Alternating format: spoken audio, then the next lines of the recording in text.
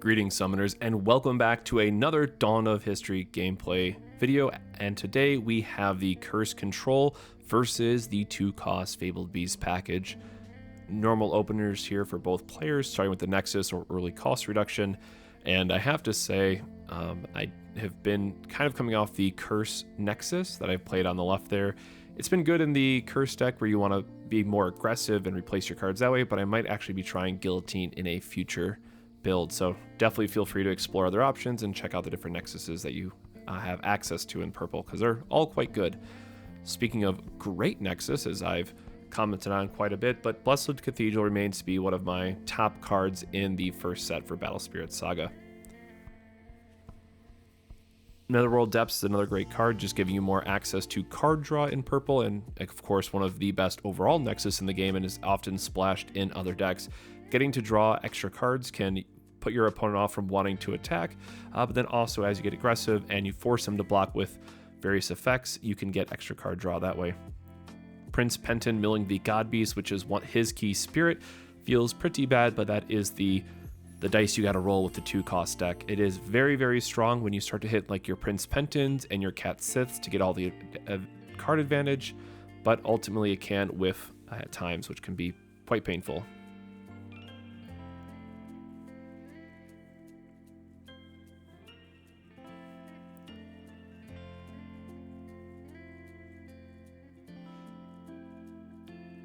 So here we choose not to attack because he has double Blessed Cathedral, and one of them had the level 2 effect, meaning he would get to draw a card as well if one of his spirits died, and we don't want to just pass up and give him free value. On the other side of it, now both of our Nether Depths triggers, and we get 2 card draws here per attack going forward.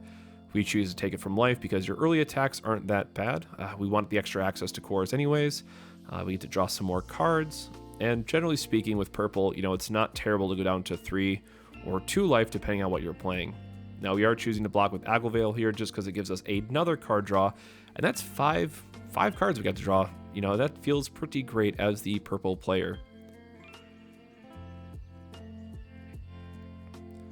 Beldegor, of course, one of the staples in, I would say, every version of purple, just getting to kill something. And then we're going to follow it up with a Deadly Balance, so we can put Beldegor back into our graveyard in case we lose a 4-cost or 5-cost later on. But also, more importantly here, is we're forcing Primitive to lose value on his Blessed Cathedrals, right? We don't want to give him an option to untap with those spirits and then leave them on defense or something so that they can get even more card draw, more core cards, or cores in general, back into the reserve. Cat Sith only hitting the Freezedal here, but of course a very good hit. It is the backbone of the 2-cost deck and pretty much all variations of it. It's just a great draw card for your synergy. You can bring it back with Eravata. It just does a lot for you.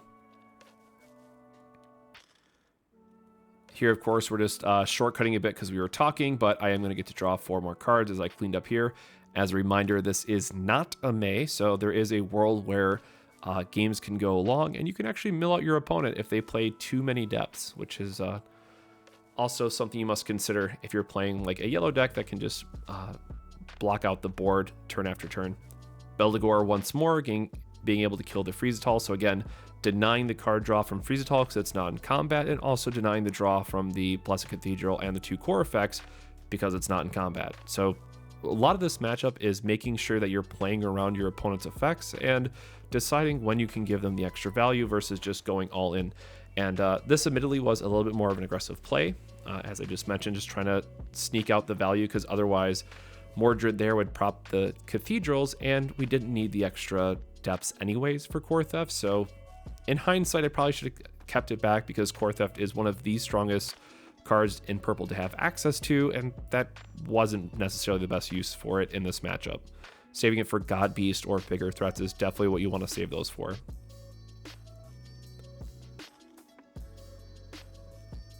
Flamefish, when he dies, does threaten a 4K pop, which against purple can be quite good. It is actually hitting a lot.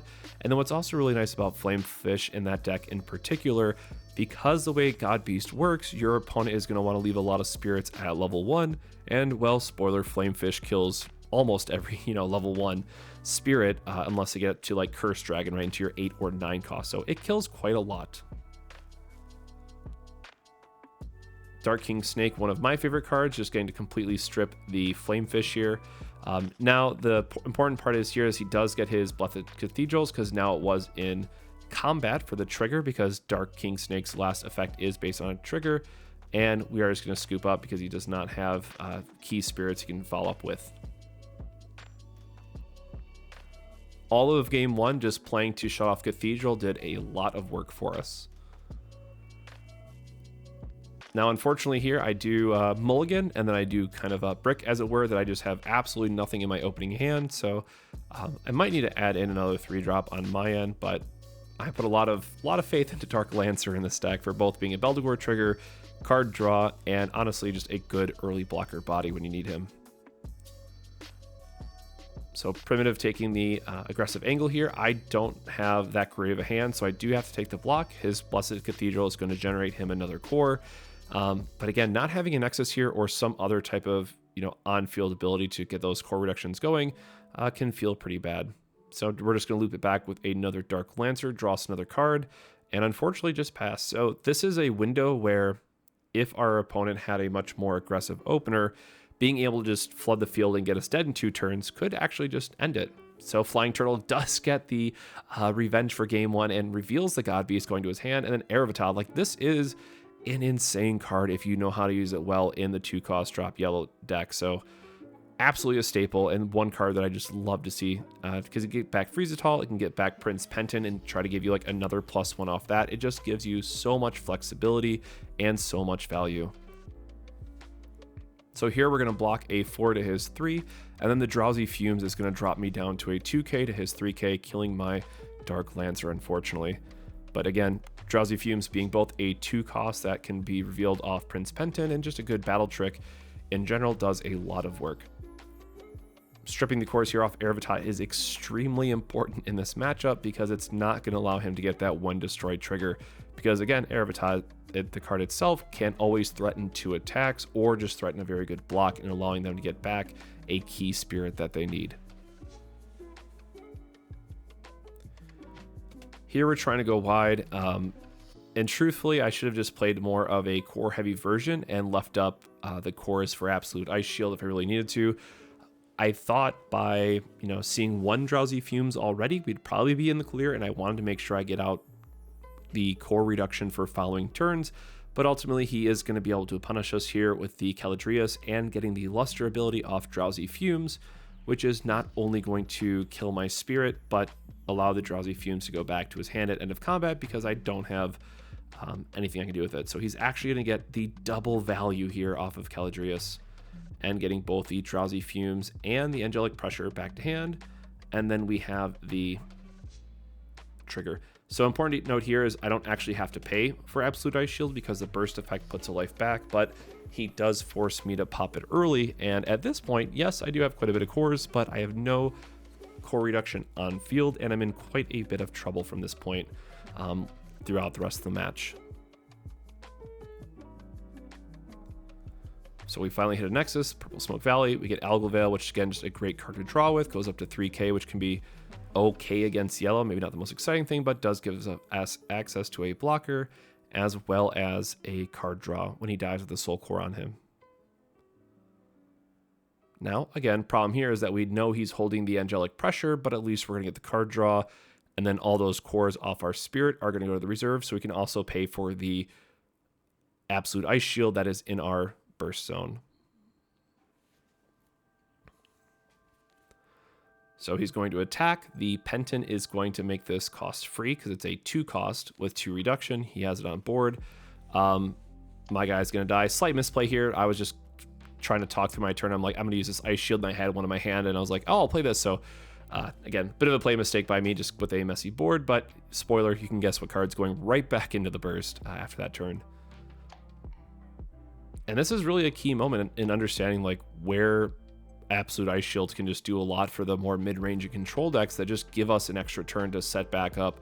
Now we've gotten all these cores, now we have a bunch of stuff on the field, and we're going to be able to kill a few spirits of our opponents. Now the downside here is Beldegor needs to still have cores to summon him on the cost, but we are going to choose to both delete the flying turtle because the level 3 effect is going to strip it off. We draw a card from Purple Smoke Valley because I just need more cards in my hand, but our opponent does get to both draw a card and get a core because of Blessed Cathedral.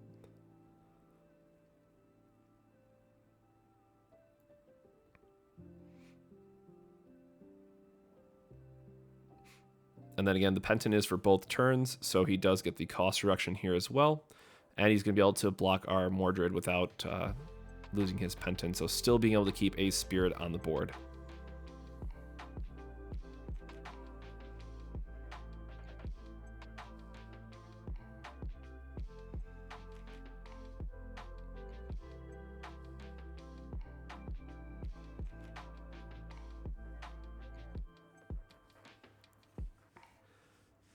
So Ervita is going to swing in. Here we're just going to use the Absolute Ice Shield anyways, because if we block and it dies, and then he gets back at 2 costs, he still has multiple attackers, so we are just under a lot of pressure from this point. And again, we still know that he has at least one more combat trick in his hand, because the Drowsy Fume should still be in his hand at this point versus the Angelic Pressure, which was previously played without Luster.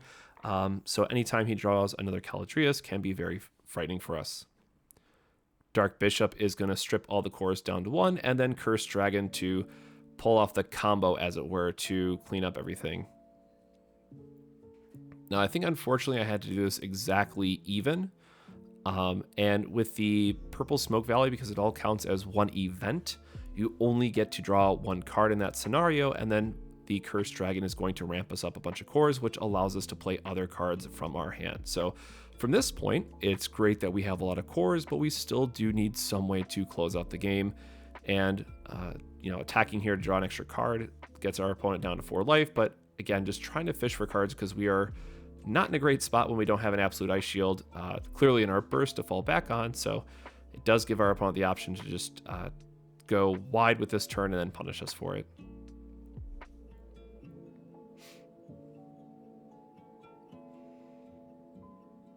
So Godbeast is going to come down to make blocks awkward. Thankfully, our Spirit is at level 1 anyways. And he is going to attack here.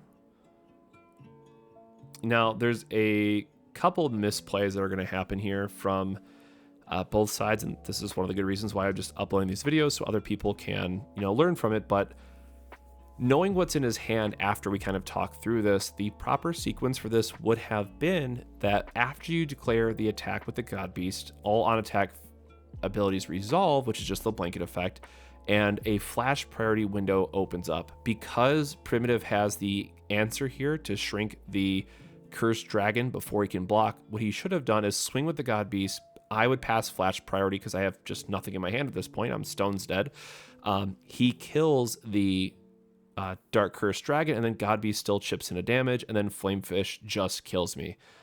Slight misplay there because I forgot that it's not another card. So I did have Deadly Balance, so it means I could have survived at least 1 attack, but it would have forced the, at least one of his units to be off the board. So I did have an out to it, technically, but the proper sequence would have been to use the magics first.